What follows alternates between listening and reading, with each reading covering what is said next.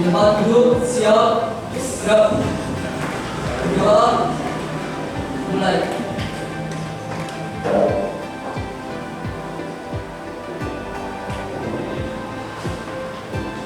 Berdoa, selesai.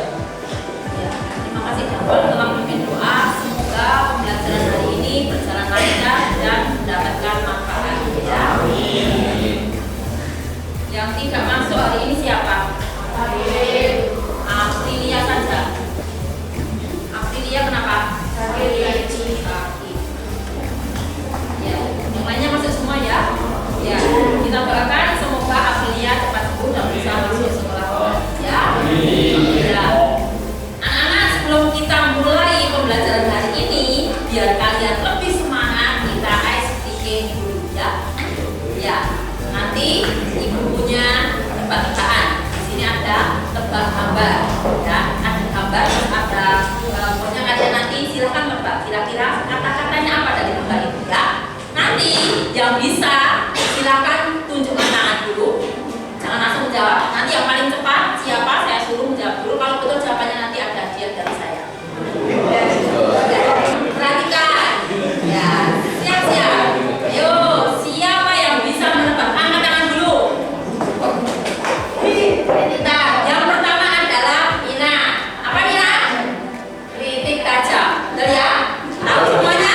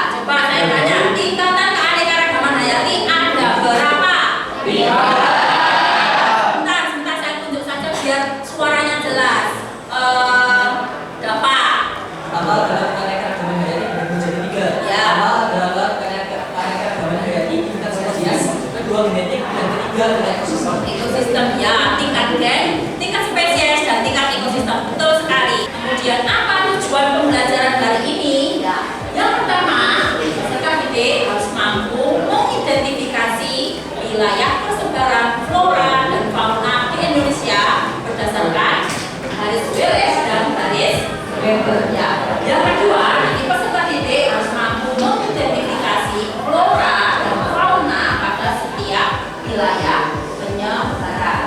Kemudian yang ketiga, peserta didik mampu mengidentifikasi penyebaran flora dan fauna endemik yang ada di Indonesia.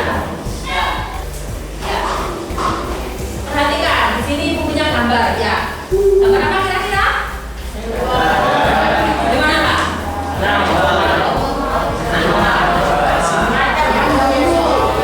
Kira-kira menurut kalian apakah hewan-hewan ini hidup di wilayah yang sama di Indonesia? Iya Pak. Kira-kira di mana? Di Indonesia kita bisa menemukan harimau di Papua? Tidak ada.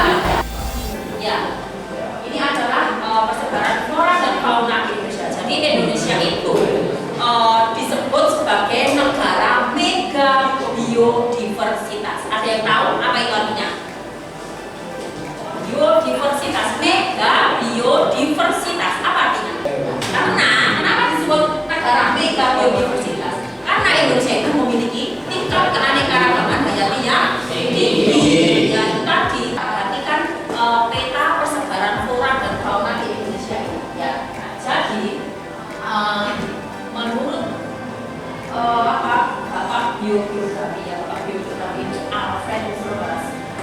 geografi itu adalah ilmu yang mempelajari persebaran flora dan fauna di muka bumi. Nah, Alfred Russel itu pernah melakukan penelitian di Indonesia, ya, di Indonesia, terutama di daerah Indonesia kawasan barat. Ternyata menurut Alfred Russel itu di Indonesia bagian barat, Sumatera, Jawa, dan Kalimantan itu banyak ditemukan hewan-hewan yang mirip dengan benua Asia. Sedangkan mulai dari Sulawesi, Nusa Tenggara, Papua, ini jenis hewan itu sudah berbeda. Jadi tidak ditemukan hewan-hewan Asia dan dari batasnya itu ada di sini. Sehingga Alfred Russel itu membuat garis khayal.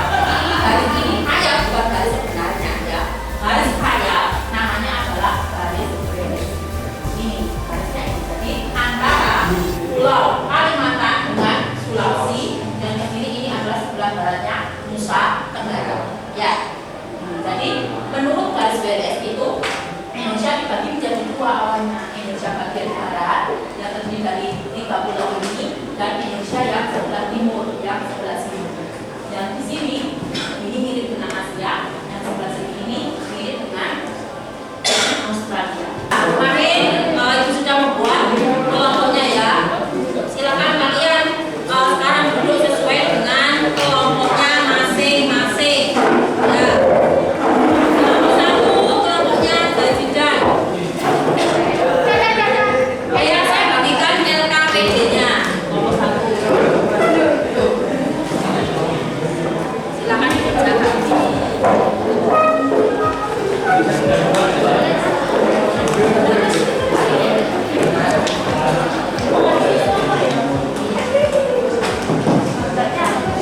Saya kasih waktu 25 menit, ya, untuk mengerjakan LKPD-nya, ya. Silakan buka modul yang kali ini sudah bagikan, ya. Kemudian buku referensi kalian silakan dibuka, dan silakan kalian pecahkan masalah yang ada di LKPD kalian, ya. Saya beri waktu 25 menit. Nanti kalau sudah kalian melakukan presentasi, ya.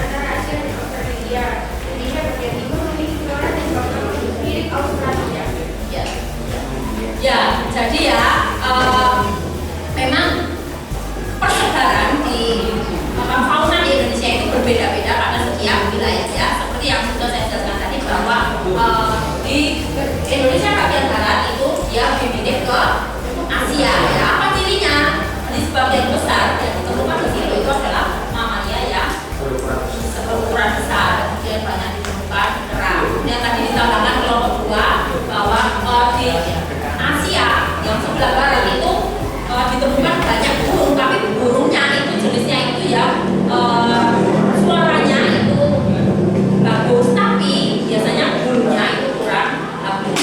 Itu yang di sini yang di sebelah sana. Kemudian kalau yang di tengah, yang di Australia itu di situ banyak ditemukan hewan endemik. Kemudian burung yang ada di situ itu biasanya dia memiliki ciri khas namanya burung mandor. Kemudian yang Indonesia bagian timur itu dia lebih mirip ke Australia yang cirinya itu banyak ditemukan hewan katu. Kemudian banyak ditambahkan kelompok dua bahwa ditemukan banyak burung yang berwarna-warni. Contohnya apa? Misalnya cendrawasih, ya burung kasuari. Jadi burungnya itu tidak, tapi suaranya enggak bagus ya. Kelompok lain ada yang mau menambahkan? Sama? Ya. Ya. Saya kira sudah cukup ya. Terima kasih untuk kelompok 1 dan kelompok 2.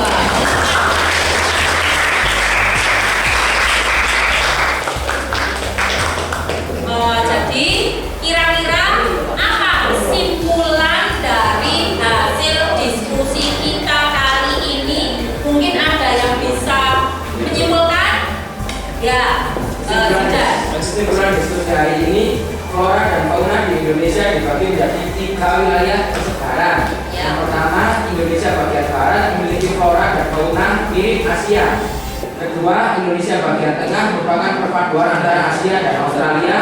Dan yang ketiga, Indonesia bagian timur memiliki flora dan fauna mirip Australia. Ya, betul sekali ya. Itu tadi